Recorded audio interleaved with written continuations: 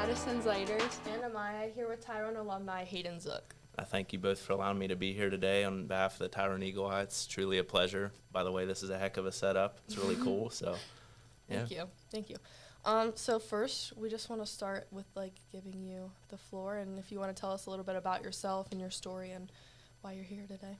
For sure. So I'm a 2013 Tyrone alumni. So yeah, I thought I'd break out the orange today, rep Tyrone. But I currently work at Mountain Nittany Medical Center in State College, so I'm a recreation therapist there. I work in the behavioral health, so I have a little bit of mental health background, and so I went to school at Lock Haven University, and then that's where I've been working at the hospital pretty much ever since. So, What are a few details you would like us to include in our story about Adam? yeah, so Adam, he's my brother, so he was a 2016 grad at Tyrone, and he was an awesome person. I mean, we had a pretty close relationship, especially as we grew older.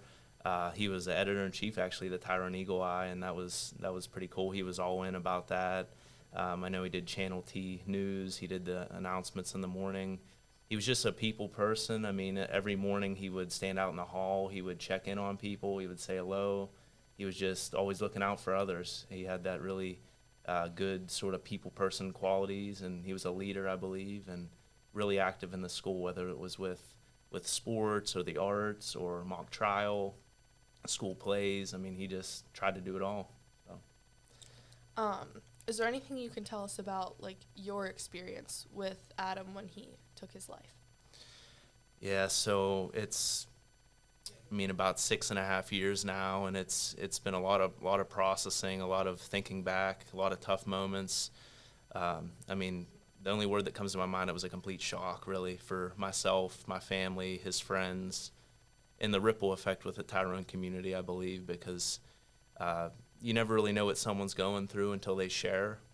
And we didn't really see many red flags or warning signs in Adam's situation, so I think that's why it shocked us the most. But, of course, it really hurt, but thankfully through time we've been able to honor his memory, honor his legacy, his life, and really try to make a horrible situation into something positive, into something good to help others. What made you want to start the Adam Zook Memorial Program? Yeah, so Adam Zook Memorial Fund, we started off in 2020. We had Adam Zook Memorial Run. We had quite a bit of help from people that knew Adam, people in the community. Tammy Wills, who's the track and cross country coach, she did a lot to help organize. Melissa Kohler, who she was one of Adam's teammates' mother when he ran, so she pretty much headed it up and got us, the family, on board. And it kind of went from there. We had a few roadblocks. Of course, in 2020, it was rescheduling and trying to find out if we could actually do the race because of COVID.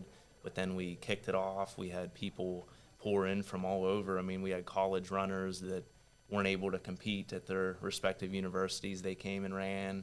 A lot of people came and walked. And it was just a great event, I think, to honor Adam's life and mental health awareness, really, suicide prevention. That was, I would say, the kickstart to what we do currently. And since then, we've grown. Since then, we've had other events, and really, we've just tried to do as much as we can in the Tyrone community, because I'll be honest, I went to school here, again, 2013 grad. Mental health, it definitely wasn't as big 10, 12 years ago, even when Adam was a senior, I guess, roughly 10 years ago. And I think it was talked about a little bit, but not to the degree of, are you okay? Are you struggling? You didn't really hear the word suicide a whole lot. And if you did, it was a little bit taboo. People don't want to talk about that, right? Because we all want to look good. We all want to act like we're at our best, right, on social media. But honestly, it's okay to not be okay, and that's a statement that's stuck with me. And letting other people know, whether I go into a place to talk or just one-on-one communication, I want people to know that. So.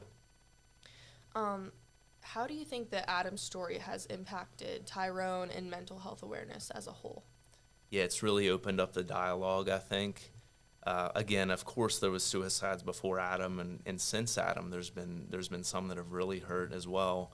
But with Adam and me personally losing him, the Tyrone community, they've really rallied around my family. And with our community events, with our run, we do a veterans breakfast, we do a cruise-in car show. The community and the businesses downtown, they've really just rallied around us. They've given us support, encouragement. They just come out and participate, and they want to help. They want to make a difference. They want us to sort of be a trailblazer to help people that might not always have healthy supports to talk to. So they want people to know that, hey, we're here. What do you think students and teachers can do to check in on people around them? It's a really good question. I think we need to be more intentional because in today's world, life is so busy. I mean, we're at school or work all day. In between that, we're on screens or we're going from place to place. We're just always busy with activities, and there's not always a lot of time to check in on others. So I think we need to actually make time, whether that's giving yourself a reminder on your phone, like something to prompt you, hey, I need to reach out to my brother or my cousin or my aunt or uncle or my friends, because, you know, who knows if anyone's checking in on them. So we can be the true difference maker, so why not us? And I think that normalizes it a little bit and lets people know that, hey, someone actually cares about me, someone's checking in on me, my life is worth living, I'm important to that person, and I must have purpose. So I think just more frequent check-ins, attentionality, and it helps. That's funny. Whatever. We just have to wait for it to be done. Okay. It's the air event. It happens sometimes. Yeah. She starts kicking it. There we go. Okay. Is there anything that you would feel comfortable with sharing about Adam's story? That it was extremely difficult and shocking. It's hard for me to describe it fully because it was so many different intense emotions, but it was a roller coaster of a ride. It was the worst day of my life and my mom and my dad and my family's life.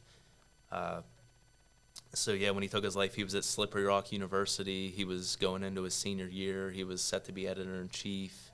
As I mentioned, he did Eagle Eye here at Tyrone, so he was big in communications, journalism, broadcasting, all that. And yeah, it just, boom, one day, no red flags. And it really, really hit home, because then it really checked me, like, so many people could be struggling, and he's presenting like he's not struggling. He's social, he has friends, he's doing well at school. He, like, checks every box of what we think is a successful person. But really on the inside, he was withering away. He was at his wit's end. And so that really, really was hard, of course. And so really, yeah, you don't know what someone's going through, again, until they share or until we check in on them more frequently. So, is there anything else that you want to include just about mental health, Adam, your foundation, or your story? Anything important things that you want to touch on? Yeah, a couple things. This is kind of random, but I found this broken pen laying on the floor before we started, and it kind of gave me a weird, like a kind of a cool thought in a way, because your story's not over. I believe everyone can pick up their pen, so to speak, or pick up their pencil and keep writing, because your story isn't over. You're the one that determines it, and there's hope. Even if you're going through a really rough time, things can still get better. Even when you're at rock bottom, the only way is up. And I like in the English language, there's how we use the semicolon, and the semicolon's pretty big in mental health and suicide prevention, because it could be where a period could have been, right? But the author decided to put a semicolon because they decided to keep going. And I think that's true, and I want it to be true with many people that have mental health struggles, that no matter how hard it is, you can keep going, no matter what you've been through or what past trauma you have, or what stress you have going on in your life. Things still can get better, and there's hope, there's help out there. It's just about getting plugged into it and finding your support network and the people that care about you most. So I just encourage people to reach out, whether it's to a family member, a friend, most importantly, a trusted adult. Could just be a school counselor, could be a teacher, anybody. Just share what you're going through, what your thoughts are, what your emotions are. And I think it makes a huge difference. Do you have anything? We had some students, I've heard some students talk about what do you think that they should do if they don't feel like they have a trusted adult, or like what are some things or ways people can cope within their self if they don't feel like they have someone that they can talk to. Absolutely. And some of the people you're referencing are definitely could be high risk for suicide, especially if they don't feel that they have someone that they can talk to. But even within themselves and for themselves, they can still take measures to improve their mental health. They can engage more in doing the basics, like make sure they're doing self-care activities every day, even when they don't feel like it. Making sure that they're like engaging in their hobbies, if they're into music or art or exercise or sports, or if they're plugged in with like a support group or a church or a club, organizations, even when they don't feel like it. And again, sometimes we feel so alone that there aren't trusted adults out there, and we feel like everyone's against us and the world's caving in on us. But when we take a step back, and if we can look at that, we realize that there's at least one person out there that we could reach out to. And I think it's just opening doors and, again, normalizing it, because when you feel like you're not at your best, you don't want to do that. It's like the opposite of what you actually want to do. But if you can share your burden with others a little bit, I mean, at the end of the day, none of us would be here if it wasn't for other people. Like, it's kind of weird to think about, but we're all born as babies, right? And people take care of us to get us to this point where we are today. And if it wasn't for certain people in our lives, we wouldn't be here. So if we can take that care and give it to ourselves as self-care, and also try to find the right group or the right situation where we can open up, it makes all the difference. Because obviously it can be like rough for a family member watching somebody go through that. So do you have any advice for their family or their support system? Yeah, definitely.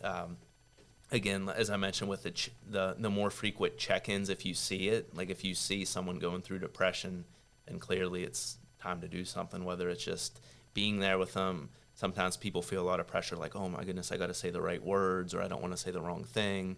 But just being present, I think, is huge, especially around the holidays this time of year. I mean, we just had Thanksgiving, Christmas is coming up.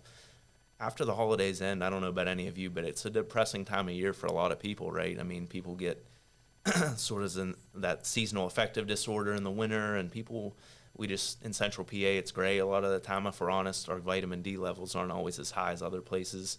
So I think just being there for our family members, again, checking in, and depending on how severe it is, connecting them with some help. Maybe they need professional help, a therapist or family doctor, psychiatrist. If they need medication, again, therapy. We're just saying, hey, let's do something. It's the weekend. Let's go watch a new movie. Let's go do something together. Let's get out of the house. In the winter, it's tough, right? So let's go do something. So. You have anything else? Okay, and I think with that, we just want to leave with everyone that you're not alone and that you always have support systems, and to reach out if you need help. Our school has our guidance office, obviously, and then we have our VDM club. So we have your back, and we want to thank Hayden for